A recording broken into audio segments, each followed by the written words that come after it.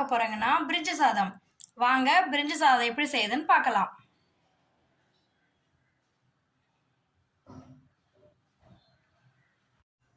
பாருங்க, நம்ம பிரிஞ்சி சாதம் செய்யறதுக்கு முதல்ல ஒரு குக்கர் வச்சுட்டு குக்கர் சூடானதுக்கு அப்புறம் எண்ணெய் 4 ஸ்பூன் விட்டுக்கலாம். எண்ணெய் அப்படியே நல்லா கொஞ்சம் சூடு ஏறட்டும்.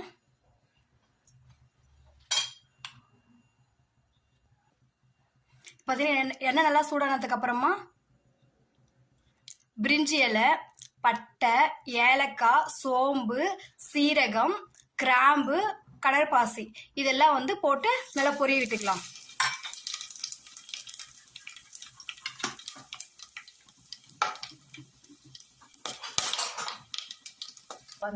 ரெண்டு வெங்காயம் அப்படியே ஆட் பண்ணிக்கலாம். அதுல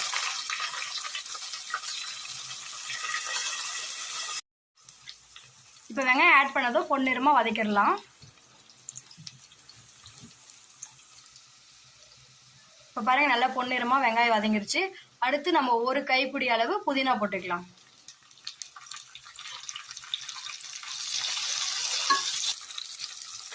பாருங்க, புதினா வதங்கினதுக்கு அப்புறம் நம்ம இஞ்சி பூண்டு பேஸ்ட் ஆட் பண்ணிக்கலாம். 2 ஸ்பூன்.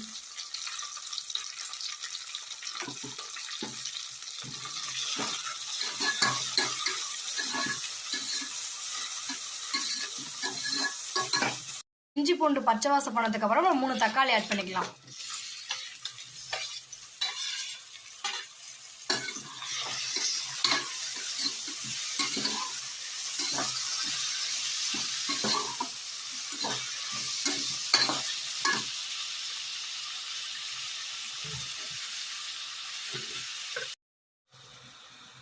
இப்போ தக்காளி 5 நிமிஷம் வதங்கினதுக்கு அப்புறம் பார்க்கலாம். இப்போ 5 நிமிஷம் கழிச்சு பார்க்குறேங்க. பாருங்க எப்படி வதங்கிருக்குன்னு சொல்லிட்டு. இந்த டைம்ல நம்ம மசாலா ஆட் பண்ணிக்கலாம். 1 ஸ்பூன் கரம் மசாலா, 2 ஸ்பூன் வீட்டு மிளகாய் தூள். இப்போ பாருங்க, மசாலா நல்லா வதங்கி வந்துருச்சு. இந்த ஸ்டேஜில் நம்ம காய்கறிலாம் சேர்த்துக்கலாம். பச்சை பட்டாணி, கேரட், பீன்ஸ்.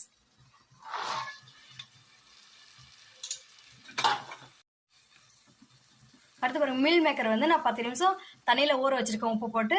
இப்போ அதை ஆட் பண்ணிக்கலாம். பாருங்க, அந்த காயெல்லாம் சேர்ந்து ஒரு 5 நிமிஷம் அப்படியே வதங்கிட்டோம்.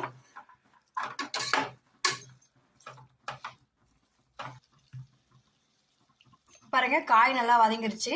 இந்த ஸ்டேஜ்ல நம்ம அரிசி சேர்த்துக்கலாம்.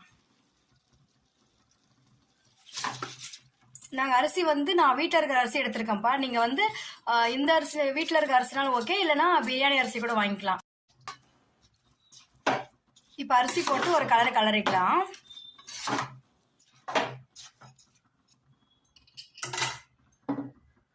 இப்போ கிளறி விட்டுட்டு தண்ணி 1 டம்ளர் அரிசிக்கு 2 டம்ளர் தண்ணி. நான் 2 டம்ளர் அரிசி எடுத்திருக்கேன், 4 டம்ளர் தண்ணி ஊற்றிக்கிறேன். இப்போ நம்ம ஒரு ஆஃப் லெமன் புளிஞ்சு விட்டுக்கலாம்.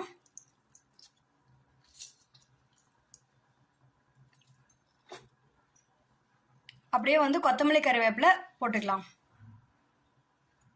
இப்போ இந்த இதில் நீங்கள் நல்லா கலக்கி விட்டுட்டு உப்பு காரம் செக் பண்ணிக்கோங்க.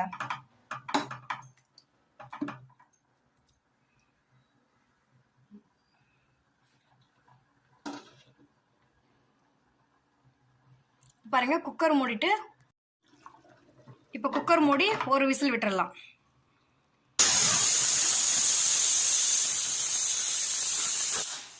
பாருங்க, ஒரு விசில் வந்துருச்சு. இப்போ வாங்க நம்ம ஓபன் பண்ணி பார்க்கலாம். பாருங்க, சுவையான பிரிஞ்சி சாதம் ரெடி. இப்போ இந்த ஸ்டேஜில் நெய் ஆட் பண்ணிக்கோங்க. எப்பவுமே லாஸ்ட்டாக நெய் ஆட் பண்ணாதான் டேஸ்டா இருக்கும்.